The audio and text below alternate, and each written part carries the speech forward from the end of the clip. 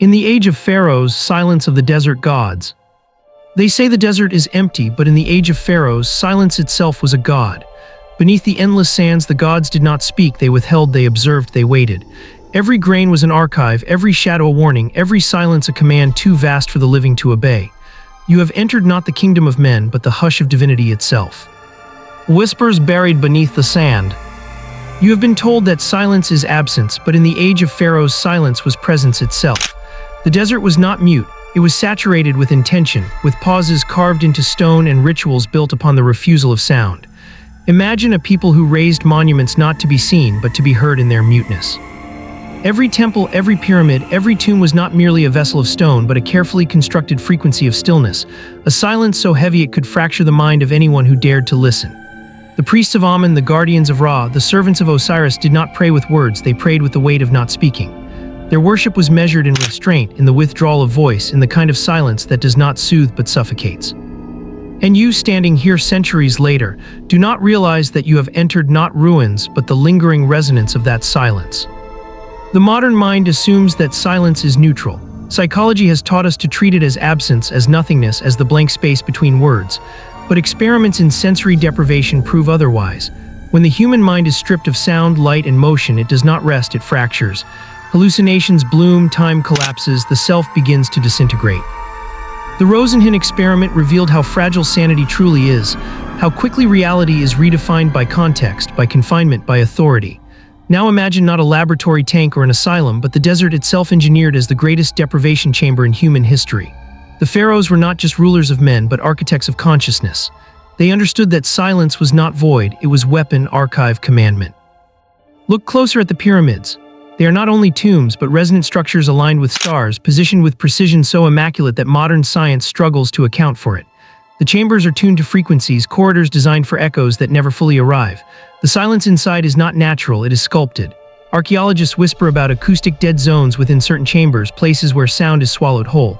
In those places, even the smallest breath becomes unbearable. This was no accident.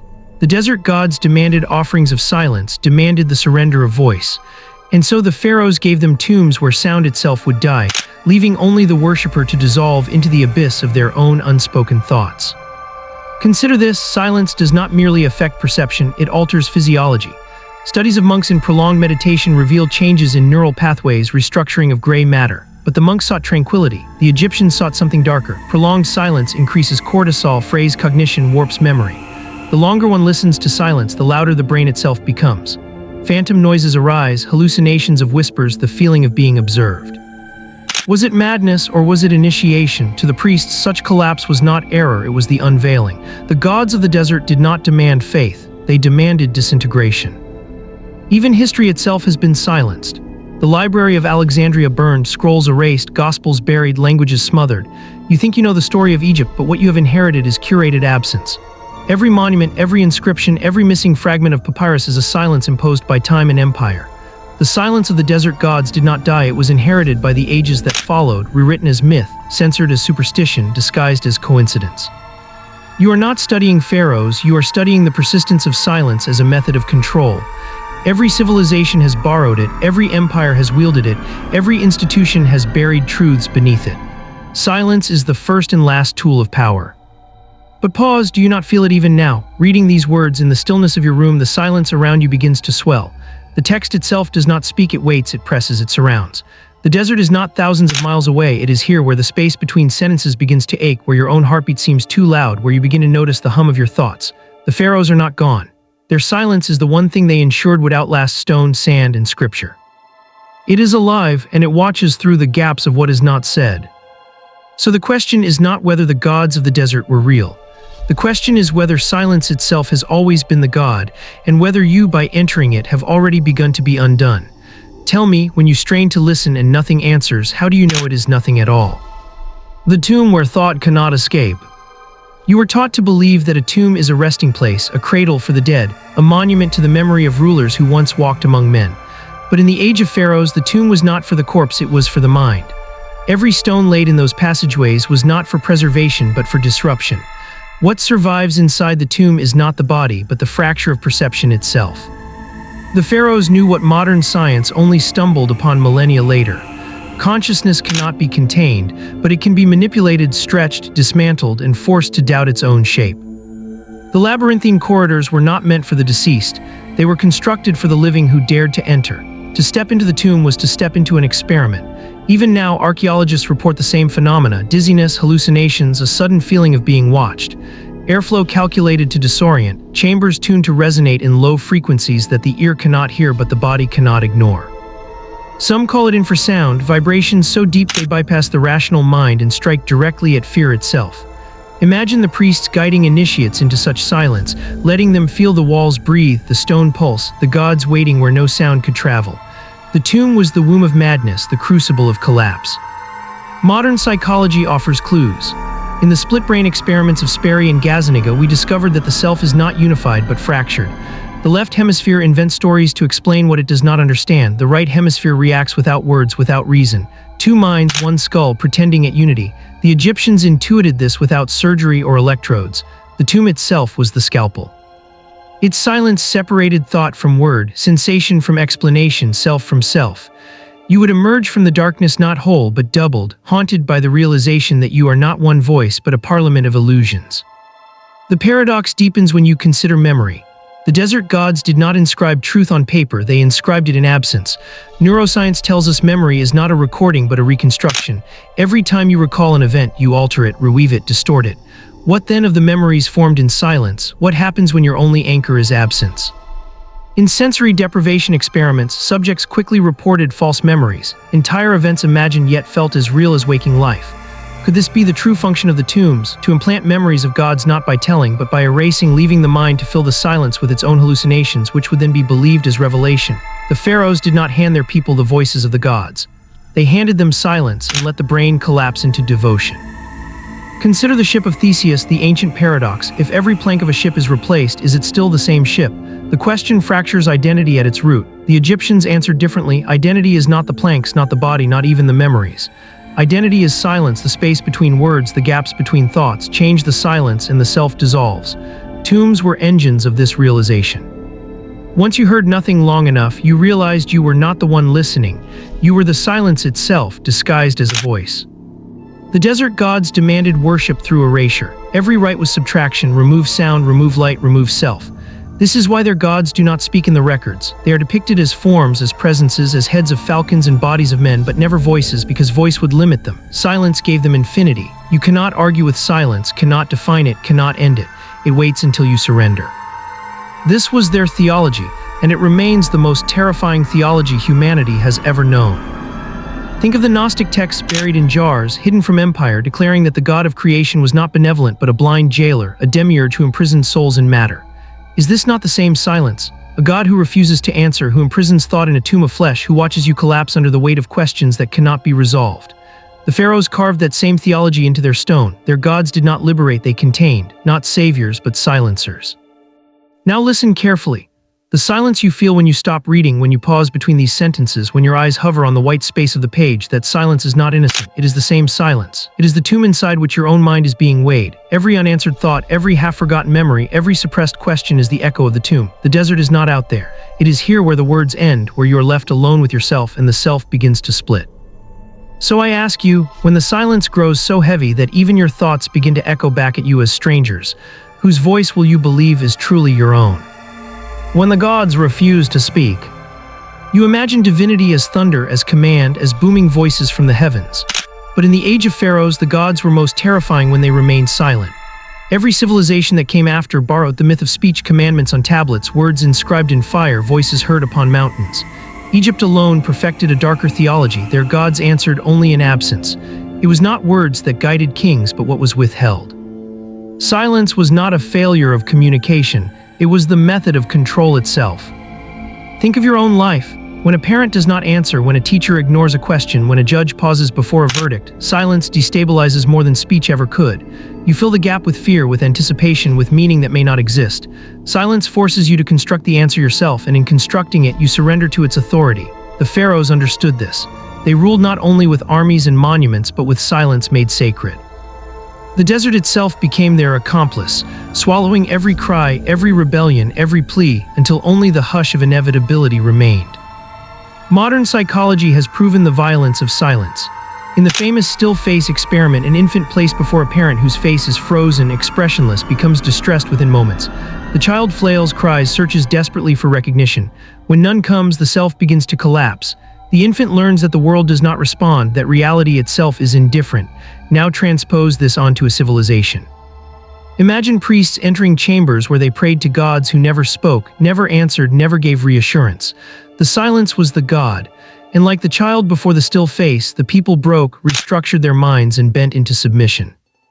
But silence does more than break, it deceives. Consider the brain's blind spot. The optic nerve creates a gap in your vision, yet you never notice it because the mind fills the void with false detail. Silence functions the same way. Where no words are given, the mind fabricates them. Where no presence exists, the mind invents one. This is why worshippers claim to hear the gods in the desert winds, in the shifting sands, in the echoes of the tomb. They were hearing their own minds fill the silence. Revelation was hallucination. Faith was a cognitive illusion sanctified. The Pharaohs exploited this mercilessly. The temples of Karnak and Luxor were constructed not only for spectacle but for silence engineered. Narrow corridors that stifled sound, vast hypostyle halls that swallowed voices into incomprehensible murmurs. Imagine standing in such a hall chanting, praying, yet your words dissolve into the air before you. It feels as if the gods have taken them, consumed them, withheld the reply. But it is only architecture, weaponized absence. What does it mean to be ruled by those who could design silence as meticulously as they carved stone? Philosophy, too, warns of this void. The paradox of the brain in a vat tells us that we cannot prove our experience is real. What if every sensation, every perception is only an illusion generated by some hidden system? Egypt's silence was the original vat. You prayed, you waited, you broke, and in the void you could not prove whether the gods existed or whether you were simply trapped in your own hallucinations. Faith became indistinguishable from madness, and that was the brilliance of their system. The silence never betrayed its origin. But let us not imagine this belongs only to the past. Silence remains the instrument of power.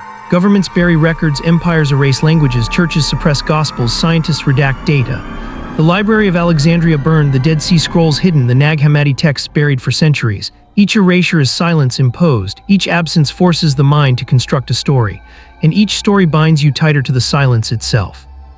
When you read history, you are not reading what was said, you are reading the silence that survived. The Egyptians carved this lesson into their theology. Osiris, god of the dead, is never described as speaking from the tomb. Anubis, guardian of the underworld, communicates through gesture, not through voice. Even Ra, the sun god, is present not in sound but in light, a silent command that blinds more than it explains. Their gods never gave humans what they desired most, words. Instead, they demanded that worshippers drown in unanswered questions, suffocated by absence, reshaped by the sheer weight of waiting. This was their revelation, not the God who speaks, but the God who refuses. Now think carefully, what is the true difference between a God who never speaks and a God who does not exist? And if you cannot prove the difference, then which one have you been worshipping all along? The geometry of sacred silence. You think of geometry as lines and angles, a science of shapes and space. But in the age of Pharaohs, geometry was not mathematics, it was theology. Every measure of stone, every angle of pyramid, every alignment with the stars was not a calculation of form, but a calculation of silence. For silence has a shape, a weight, a resonance, and the Egyptians mastered it. Stand before the Great Pyramid of Giza. You see a monument, but you do not hear what it contains. The angles are not arbitrary, they channel air, collapse echoes, trap vibrations in patterns invisible to the ear. The king's chamber resonates at 440 Hz, the exact frequency of the modern tuning standard, as if stone itself could dictate the music of future civilizations. But beneath this resonance lies its opposite, silence, sculpted by design. The chambers swallow words, bend them, erase them. This is not a flaw of architecture, it is its secret purpose. What you experience as awe is the architecture of absence. Sacred geometry, later inherited by Greeks, Hermeticists, and alchemists, begins here. The triangle was not simply a symbol of stability, but of silence suspended between two voices. The circle was not merely infinity, but the loop of unanswered questions.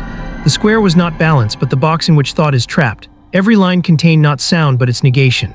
They built silence into form and form into theology.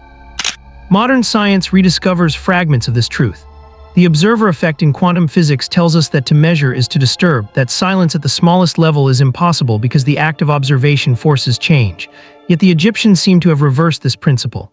By constructing vast spaces that refused echo, they created the illusion of untouched silence, a void that resisted human intrusion.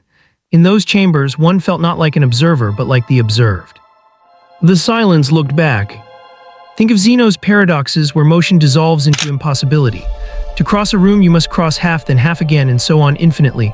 You never arrive. Silence functions the same way. Each moment of silence feels like it will end with the next, yet each next is also silence. You never arrive at sound. The Pharaohs weaponized this paradox, designing rituals where the worshipper waited endlessly for a voice that never came. The ritual never concluded, because its conclusion was silence itself. But geometry was not limited to stone. It was inscribed on the body. The poses of priests, the orientations of statues, the pathways of processions were all vectors of silence. When you bowed before the statue of Horus, when you entered the alignment of pillars at Luxor, you were placed inside geometries designed to silence not only sound but thought. The choreography of worship was an equation of absence, one that solved for your dissolution. Modern neuroscience offers a chilling parallel. Studies of neural oscillations show that the brain operates in rhythmic patterns, frequencies that govern perception, memory, and self-awareness. Silence, especially in controlled environments, disrupts these rhythms. The default mode network, the system responsible for self-reflection, becomes hyperactive. The result, intrusive thoughts, hallucinations, the collapse of the boundary between self and other. The Pharaohs may not have spoken of neurons, but they sculpted chambers and rituals that achieved the same effect. The geometry of their silence rewired the brain of anyone who entered. And what of the stars? The pyramids aligned with Orion's belt, with Sirius, with solstices and equinoxes. You are told these were calendars, agricultural guides, cosmic clocks, but consider another possibility. These alignments were silent conversations with the heavens. No voice crossed the void, no god thundered from above. Instead, the silence between stars was mirrored by the silence within stone. As above, so below, not in sound, but in silence. The geometry of heaven was replicated on earth to remind humanity that the gods ruled not through speech, but through cosmic absence. The Dead Sea Scrolls whisper fragments of a similar idea. In the hidden texts, God is described as dwelling in the silence of eternity, where words cannot reach. The Gnostic Gospels speak of a hidden Father, unknown, unseen, unnamed, whose power was precisely that he never spoke. Egypt was the prototype of this theology. Their silence infected the Mediterranean, crept into Judaism, Christianity, Hermeticism, even into modern science, where the greatest mysteries, dark matter, the void between atoms, the silence of the cosmos, remain unspeaking. You may think silence is benign, but geometry proves it is structure. Silence has walls, corridors, traps. It has the capacity to bend minds as surely as stone corridors bend sound. The question is not whether the Egyptians worshipped silence. The question is whether silence used them to construct its geometry through human hands. The desert gods may not have been entities at all, but silence itself, masquerading as divinity, sculpting temples as its body and pyramids as its lungs. So when you look upon the Great Pyramid, when you trace the geometry of the desert gods, when you feel the pressure of silence pressing on your own thoughts, how can you be certain you are not already standing inside the architecture of something that has never stopped building itself through you? The weight of unanswered prayers. You imagine prayer as dialogue, a bridge between the human and the divine. Words rise, the gods respond, and faith is nourished. But in the age of Pharaohs, prayer was not answered, it was absorbed. Every offering, every chant, every cry was swallowed by the silence of stone and sand. The gods of the desert did not reply, and this absence was not neglect but ritual. To pray in Egypt was not to receive, it was to be emptied. Consider the structure of their rituals. Priests led chants in darkened halls, their voices echoing until they dissolved into a low murmur. Incense filled the air not as fragrance but as cloud, a thickness that blurred boundaries. Worshippers knelt in stillness, waited, expected, and yet nothing returned. This absence was the core of Egyptian worship. The god was not the voice, but the void. Every unanswered prayer reminded the people that divinity was not present in sound, but in silence. The more they prayed, the more they dissolved. The weight of devotion was not in what was received, but in what was withheld. Modern psychology tells us that the brain abhors absence. The Zeigarnik effect reveals that we remember incomplete tasks far more vividly than completed ones. What is prayer but the ultimate incomplete task? Every unanswered petition becomes a loop that never closes, a thought that never ends.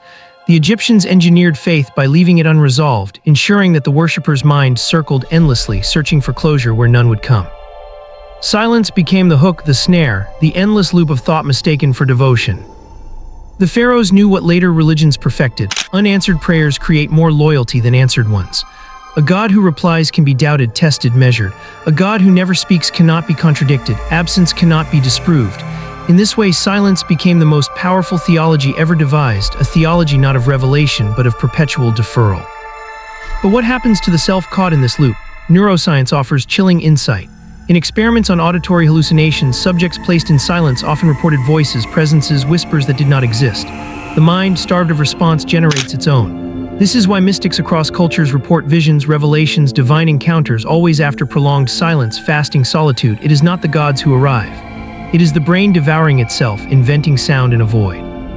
Yet for the Egyptians, this collapse was the point. The gods required not belief in them, but the breaking of the self into submission. Look deeper, the inscriptions on temple walls, the hieroglyphs etched in stone, do not record divine voices. They record rituals, instructions, offerings, human acts reaching outward, never divine words reaching inward. Compare this with later traditions, the 10 Commandments inscribed by God's hand, the words of prophets echoing as thunder, the Quran revealed as speech. Egypt has no such voice. Their gods remain mute, their scriptures silent. What they left us are not revelations, but instructions to maintain silence.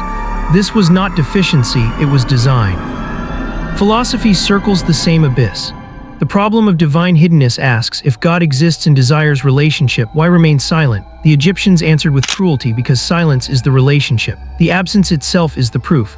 The worshippers' collapse into unanswered prayer is not a flaw, but the consummation of faith. You were never meant to receive, you were meant to drown. Even history echoes this erasure. The Library of Alexandria's flames consumed voices that might have answered. The Dead Sea Scrolls were sealed away, their words hidden until millennia later. The Gnostic Gospels declared that the true Father was beyond speech, an abyss of silence no word could reach. Repeatedly, humanity encounters the same pattern. Every time we seek answers, we inherit silence. Egypt simply carved this truth into stone first, making absence not accident but authority. Now listen to yourself. Think of the prayers you have uttered, quiet, private, desperate. Did any God reply? Or did you find only silence, which you then clothed in meaning, convinced was presence, mistaking void for divinity? If silence itself has always been the answer, then your faith has never been in gods at all, but in the emptiness that consumes them. So ask yourself this: when you kneel and whisper into the void, when no voice returns, when nothing stirs, how do you know you are not praying to silence itself and calling it God?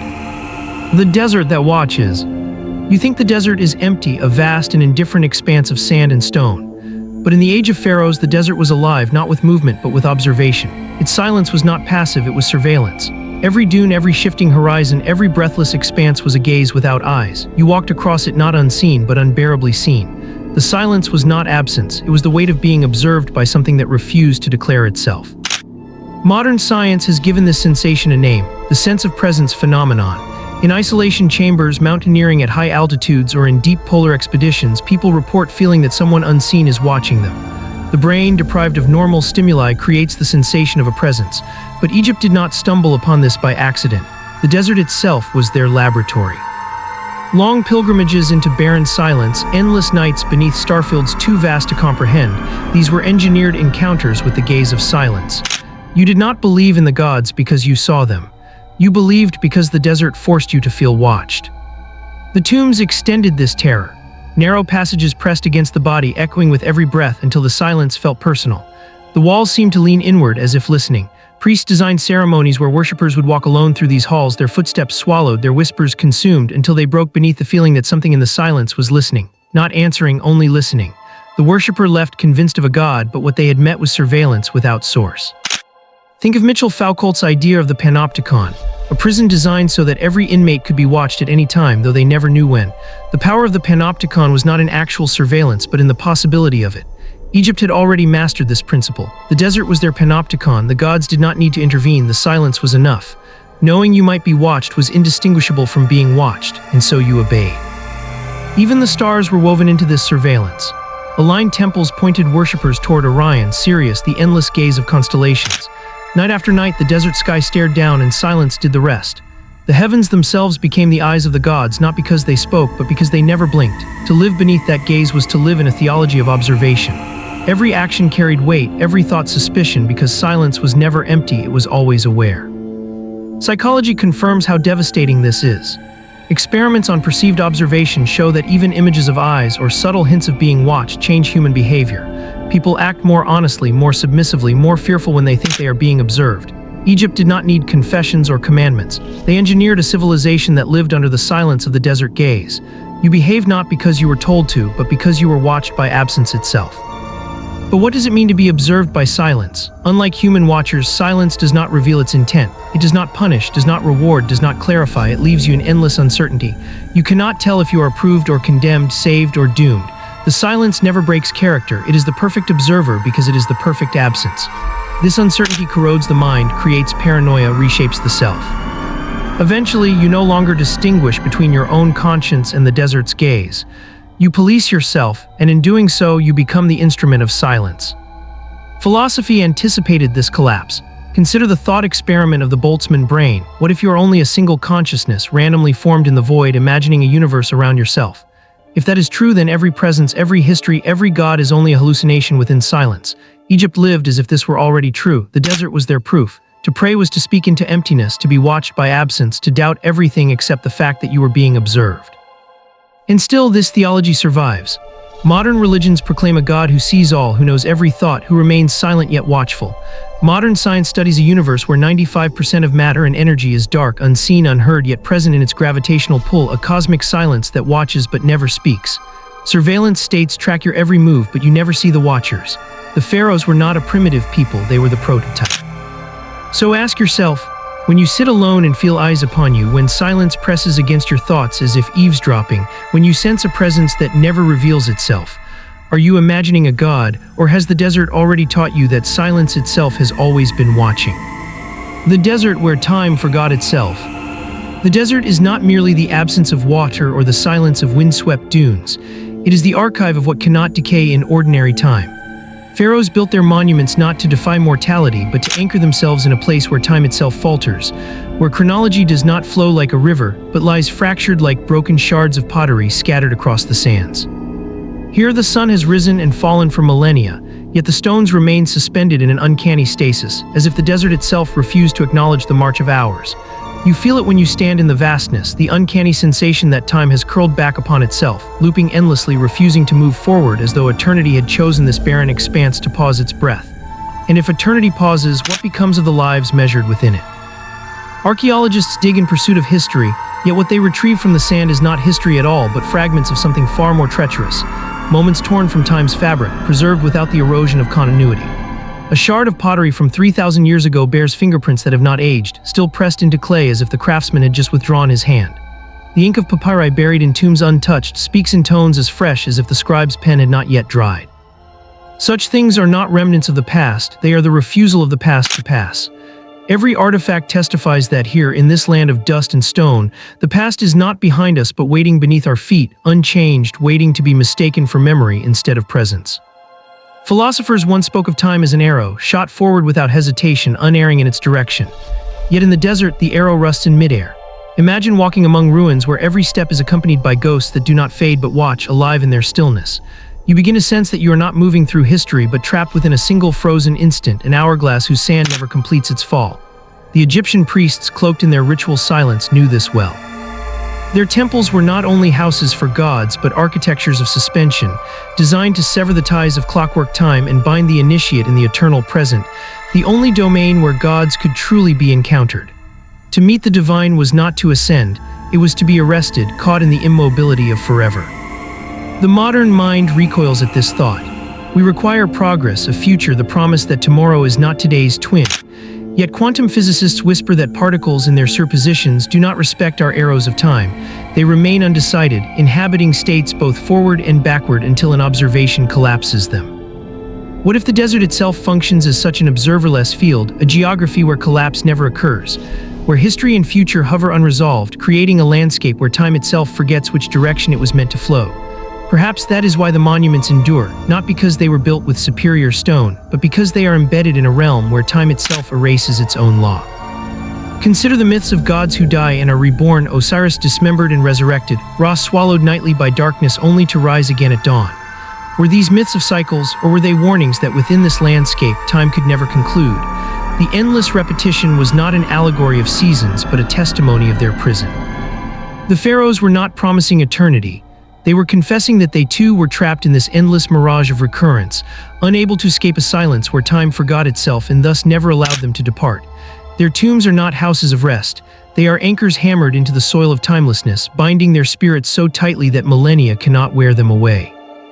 And yet you walk among them, thinking yourself free, carrying a watch on your wrist, believing minutes tick forward.